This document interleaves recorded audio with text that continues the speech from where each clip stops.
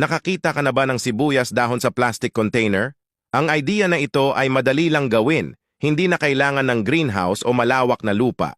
At sa loob ng 7 to 14 days ay maari nang anihin ang mga dahon. Pwede mo itong gayahin kahit nasa bahay ka lang. Ang unang gagawin ay kumuha ng magulang na laman ng sibuyas at hiwain ang mga dulo nito. Kung maaari ay balatan nyo ito para mas mabilis ang pagsibol at pagkakaroon ng mga ugat. Ang sunod na gagawin ay kumuha ng mga plastic bote at hiwain sa bandang puwitan gamit ang blade cutter para maayos ang pagkakahiwa.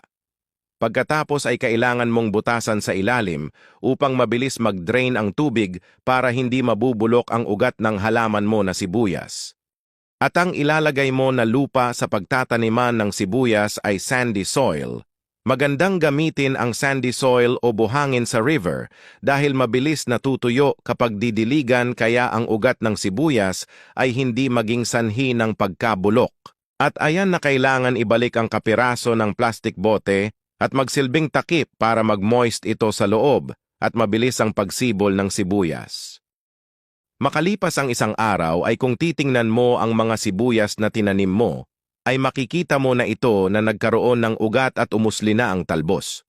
Panatiliin lang ang tamang pagdidilig para mas healthy ang halaman. At pagkatapos ng 7 araw ay ganito na ang mga dahon ng halaman mo ng sibuyas.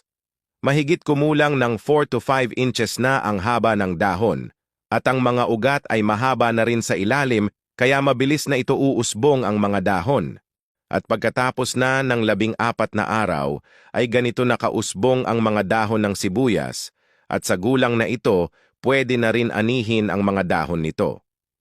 Napakasulit na idea kung gusto mong makatipid ng sibuyas at maaari mo pa itong ma-harvest ng ilang beses basta't diligan lang pagkatapos kunin ang mga dahon.